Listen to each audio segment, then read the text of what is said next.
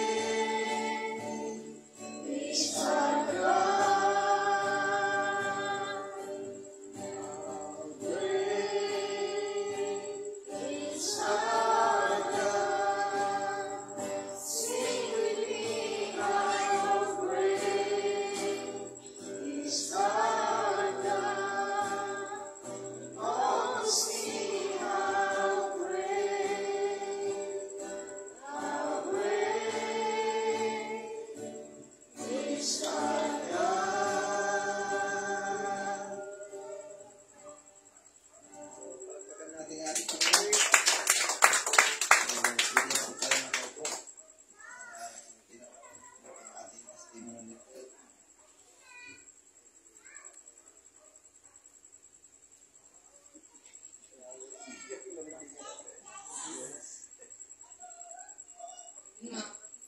Magandang gabi po sa ating lahat. Sino po pinagpayan natin pa ng dalala?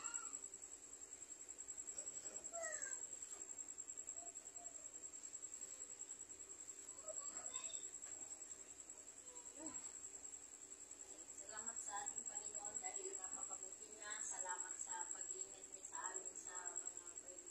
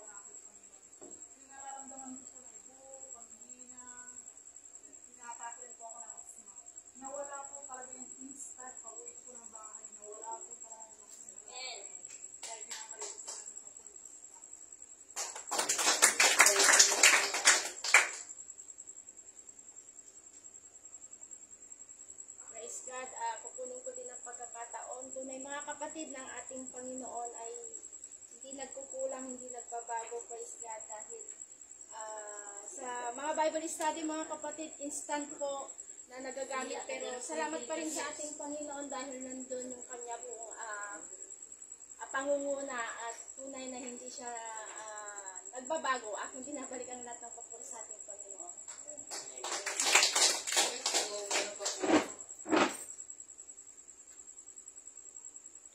So, kung wala na pa, papasalamat din ako sa ating Panginoon for giving me an opportunity na tumay pumuli sa inyong karapatan. Sa guidance and protection po na ginagawa niya sa aking buong pamilya at sa presence mo. Binabalik ko lahat ng pagkakas. Praise God. Hallelujah. Ako rin po ay papagkatotoo. Ako'y nagpapasalamat sa ating Panginoon sa kalakasan na binibigay sa akin, sa protection, naman sa ating pamilya, sa pagpupay, lahat ng aking pangailangan. Kaya ako'y nagpapasalamat sa ating Panginoon. At tama po yung paningalaman natin na kay Sister Michelle na kahit na ang problema natin, may sakit tayo at nagpapatuloy tayo, pupunta tayo sa buhay, sa bansang ating Panginoon ay napuskus ka ng ating Panginoon talagang talagang hindi mo na-imagine na wala lahat yung sakit. Kaya nagpapasalamat sa ating Panginoon. So, alam ko na hindi na kayong magpuri sa ating Panginoon, kaya tinatawag ko na po yung ating sumunod si Sister Karen.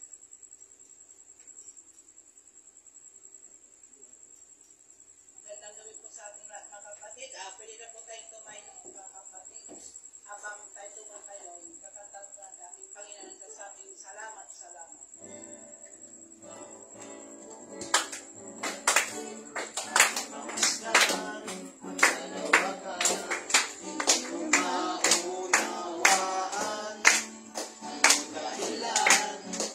Bakit ako'y pinili mo't inalagaan? Di ko kaya isipin, hindi ko kaya sukatin. Ang pag-ibig mo, Jesus, ang binigay sa akin. Salamat, salamat, O Jesus, sa pag-ibig mo. Walang ibang nagmahal sa akin ang katulad mo. Salamat, salamat, O Jesus, sa pag-ibig mo. Ako'y magsasaya sa piling mo.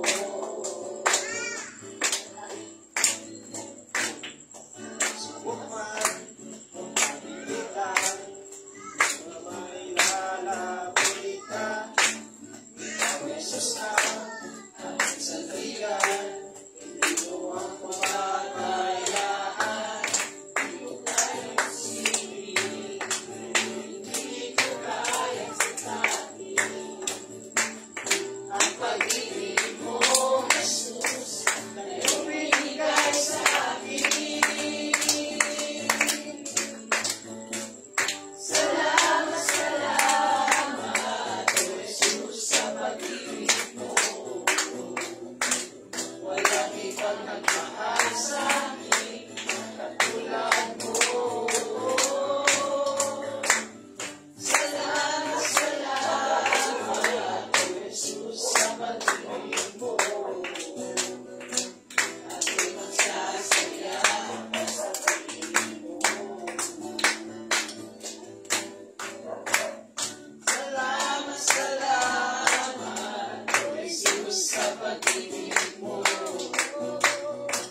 Walang ibang nagmahal sa akin ang katulad mo.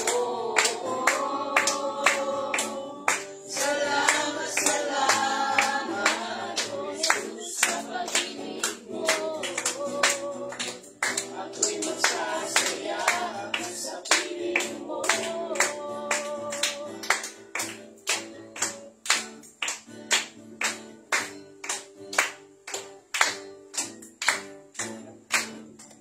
Mamasdan ang kalawakan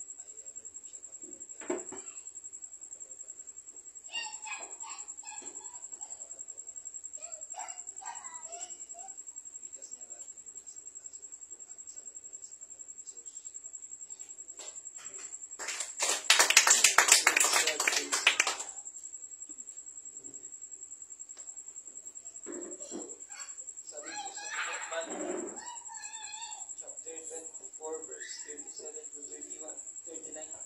Sabi po dito, "But as the days of Noah were, so shall also the coming of the Son of Man be. For as in the days that were before the flood, they were eating and drinking, marrying and giving in marriage, until the day that Noah entered into the ark. And he knew not until the flood came and took them away, so shall also the coming of the Son of Man be." At sa Genesis chapter 6, verse 8.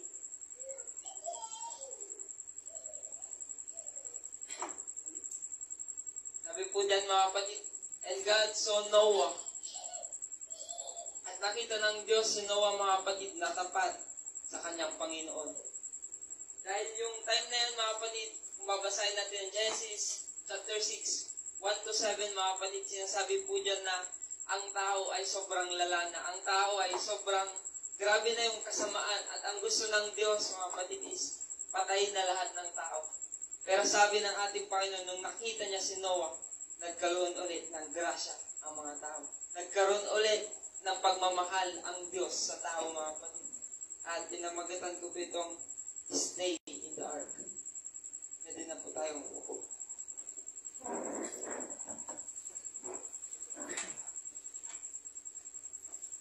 Kung magtatanong tayo mga kapatid, bakit meron pa rin grasya ang Diyos sa mga oras na ito? Bakit hanggang ngayon meron pa rin salvation ang ino-offer ng Diyos sa bawat isa sa atin? Bakit meron pa rin chances na binibigyan ng Diyos sa atin? Dahil isa lang ang gusto ng Diyos mga kapatid. Meron pang nangangailangan ng kaligtasan. Meron ka pang pamilya na hindi pa naliligtas. Meron ka pang kaibigan na kailangan niya marinig yung kaligtasan mga kapatid. Kaya meron pa rin grace, meron pa rin pagmamahal ng Diyos, meron pa rin salvation ang gustong ibigay ng Diyos dahil meron pa rin nangangailangan sa bawat isa sa atin. Amen. At yung story ni Noah mga kapatid, doon natin makikita na ang kaligtasan lang ng mga tao noon mga kapatid ay yung nandoon sila sa loob ng ark. Kung titignan natin yung story ni Noah mga kapatid, isa-isayin natin, nagbigay ang Diyos na instruction kay Noah. Bawat detail, ibinigay ng Diyos para likhain yung ark. Pero kung tayo mga kapatid na buhay tayo kay Noah, sasabihin natin, imposible naman na magkakaroon ng baha. Imposible naman yung sinasabi mo, Noah. Gagawa ka ng arka sa gitna, sa pinakamataas na bundok. Paano kaya magkakaroon ng baha? Di ba po sa atin mga kapatid, ang baha hanggang tuhod, hanggang bewang, minsan hanggang leg mga kapatid. Pero si Noah mga kapatid, gumawa siya ng malaking bangka sa pinakataas ng bundok. Kung sa atin mga kapatid, hindi tayo maniniwala mga kapatid. Dahil nung time na yun, wala pang ulan, wala pang baha. Kaya ang kaisipan ng tao is imposible. Pero sa atin ngayon mga kapatid, pag sinabing baha, minsan naaaburido na tayo. Minsan natataranta na tayo dahil alam na natin kung anong mangyayari o pwedeng mangyari pag may baha mga kapatid. Pwede tayo magkasakit, pwede rin tayo malunod mga kapatid. At nung time na yun mga kapatid, binigay ng Diyos lahat ng detail, lahat ng measures, lahat ng requirements, at lahat ng pangangailangan ni Noah. Saan niya ibinigay yun mga kapatid? Dito mga kapatid. Di ba po, pag binasa natin dito natin mababasa kung paano maging successful, kung paano maging maganda ang buhay, kung paano may layo tayo sa kasalanan mga kapatid. Dito natin lahat mababasa. Ibinigay lahat yun kay Noah mga kapatid. At nung time na ibibuild nyo na yung ark, kailangan nyo ng manpower. At hindi niya kinausap yung mga hayop na buuin yung arka mga kapatid. Dahil yung tao at ang hayop mga kapatid, hindi pwedeng magkaunawaan yan. Hindi sila pwedeng magkaintindihan dahil hindi nagsasalita ang mga hayop. Pwede nating sabihin na pwedeng gawin ng Diyos yun mga kapatid na pagsalitain niyo yung mga hayop mga kapatid. Pero ang gusto kong sabihin sa inyo mga kapatid is, kailangan ng manpower para i-build yung ark. At hindi rin sinabi ng Diyos doon na sa ganitong araw, matatapos niya yung ark. Hindi binigay sa Bible, mga kapatid, yung exact details o exact year kung kailan matatapos mo yung ark. Ganon din sa paglilingkod sa ating Panginoon. Walang graduation, mga kapatid. Hindi nagbigay ang Diyos ng exact year kung kailan ka matatapos, mga kapatid.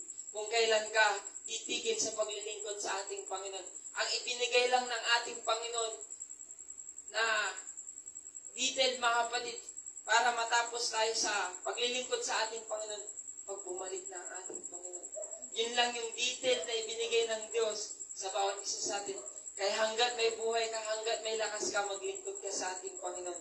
Dahil darating yung time, mga kapatid, pag bumalik na ang ating Panginoon, sasabihin ng Diyos sa'yo, well done, thou good and my faithful servant, mga kapatid.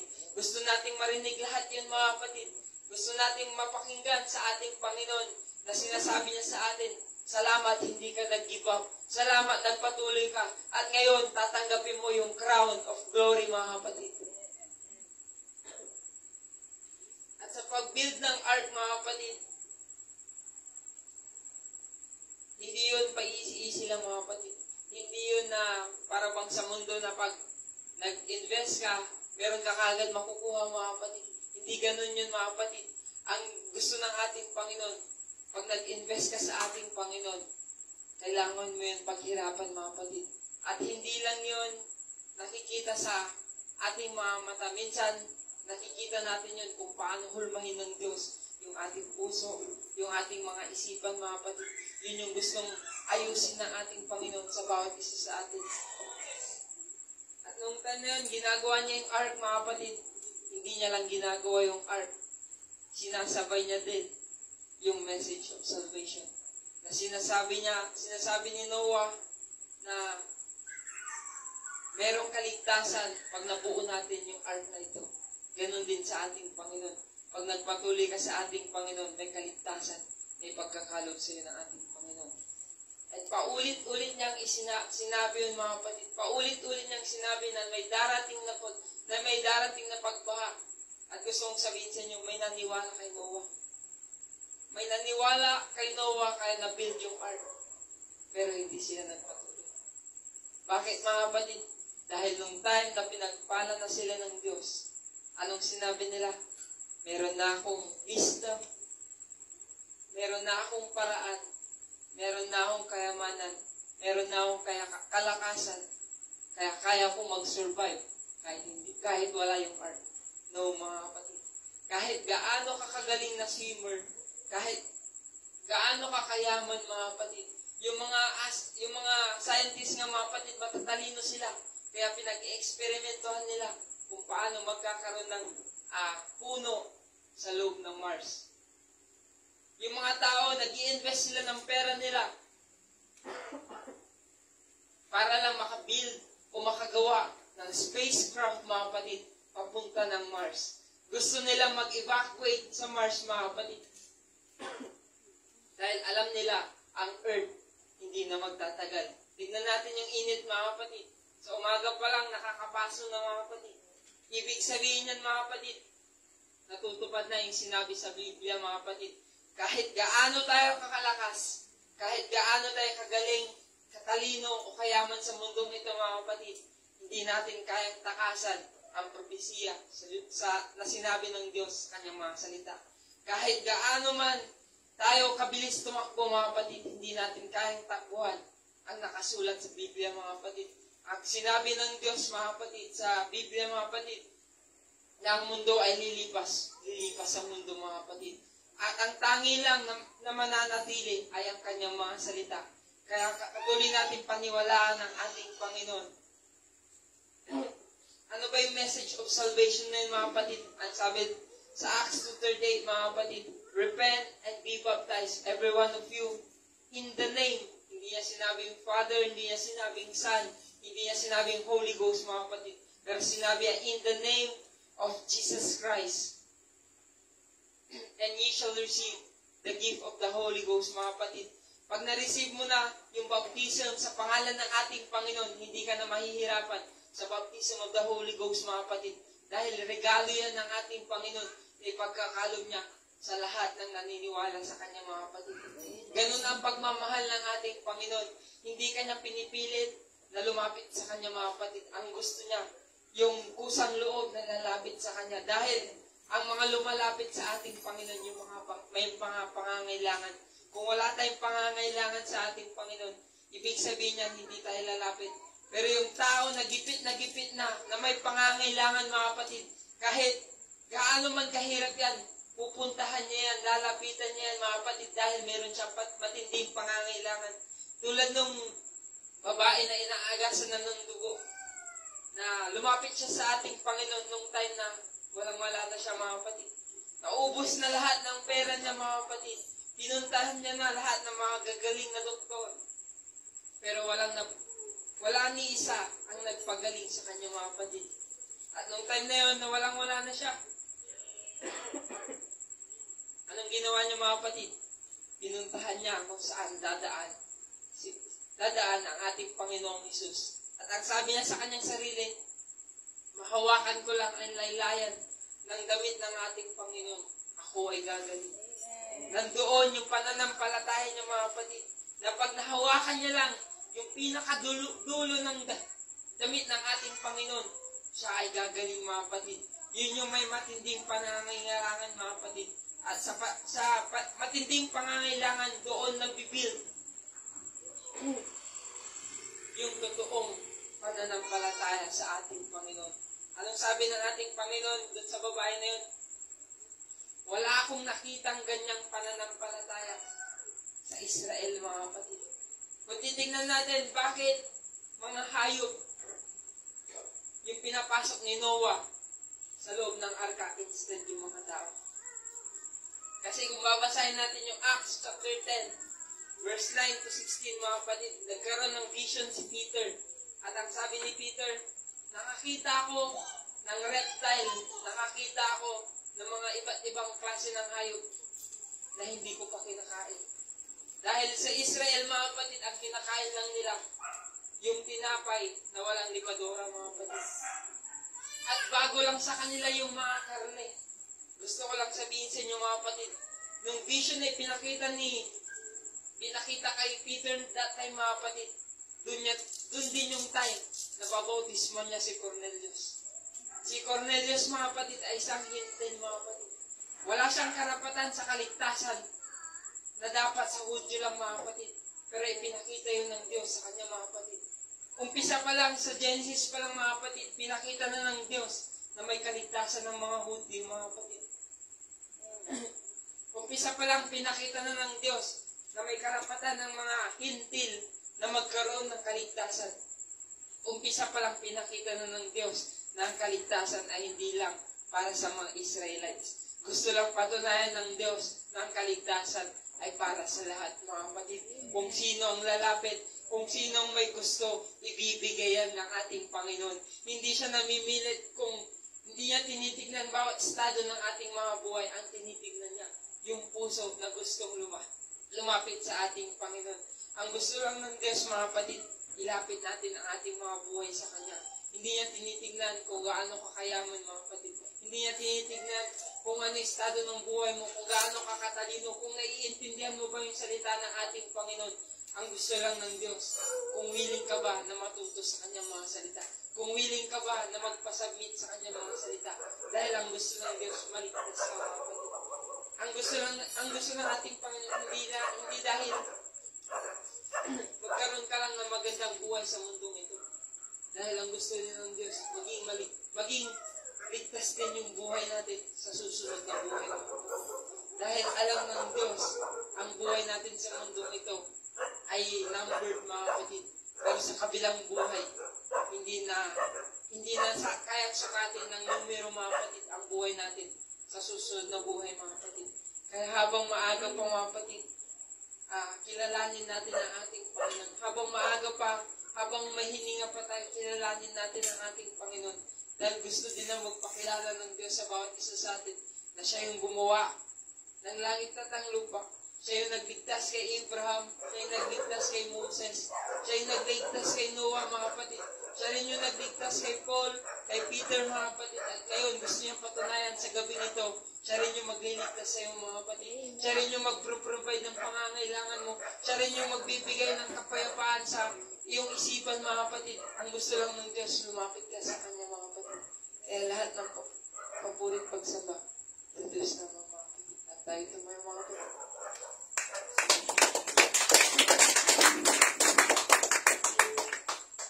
At kantahan natin ang ating Diyos. Yes, sabing, ay buti-buti mo, Panginoon.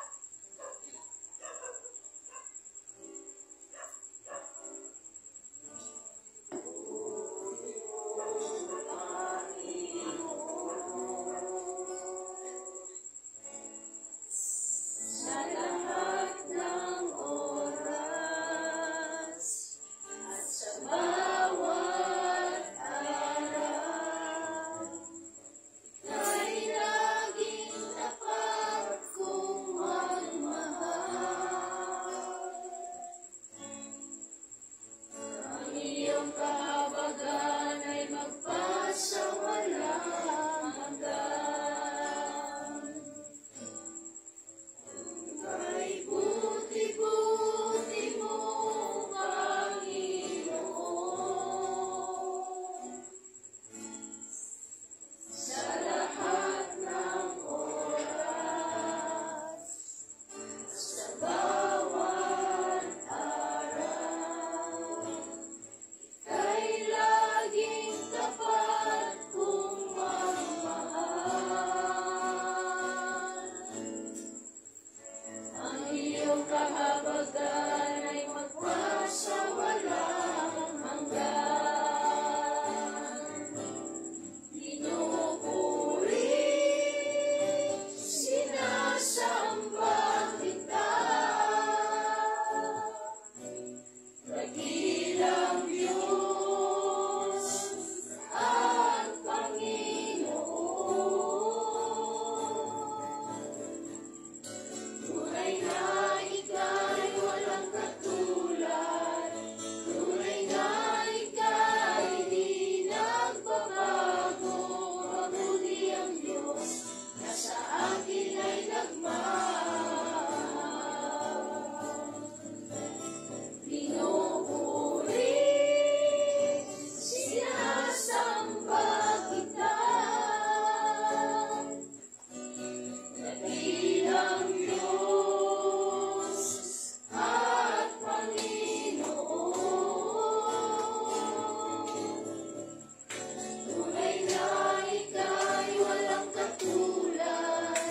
Tunay na ika'y di nagbabago. Mabuti ang Diyos na sa akin ay nagmamahal.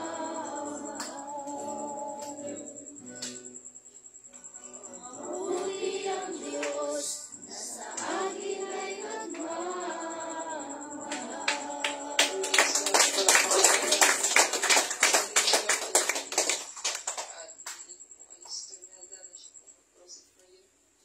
Praise God, manalangin tayo mga kapatid. Pinupuri ka namin, Panginoon. Pinapasalamatan sa gabi ito, Panginoon.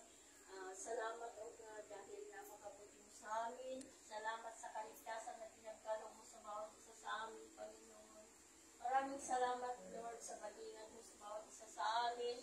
At ganun din po, Panginoon. Maraming salamat sa mga blessing mo sa bawat isa sa amin. Salamat sa katubunan ng aming mga panalangin, O God. Yes, At ganun din po sa iyong salita na aming napakinggan sa gabi ito. Salamat, O God. Huwag mo kayaan, Panginoon, na mawala sa aming puso, Panginoon. Kundi bagkus manatili sila sa aming mga puso, O God, para magamit po namin sa aming paglilingkod sa iyo, Panginoon. God din po sa iyong ginamit si Brother Judah, pagpalain mo siya, Panginoon. Kasama ang kanyang family, Panginoon. Nakikita mo, Panginoon, kung ano ang pangangailangan nila, O God. Lord, salamat, O God. Patuloy mo silang pagpalain, Lord. Ganun sa lugar na ito, ang Arieta family. Patuloy mo silang pagpalain, Panginoon. Salamat sa pagtanggap nila sa gawain sa lugar na ito, Panginoon. Salamat din po, Panginoon, sa mga merienda sa gabing ito, Lord. Basbasan niyo po linis at pagpalain para po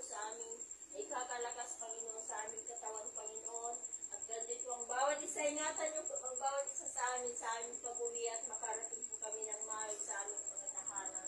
Salamat, O God, sa iyo at ng papuri.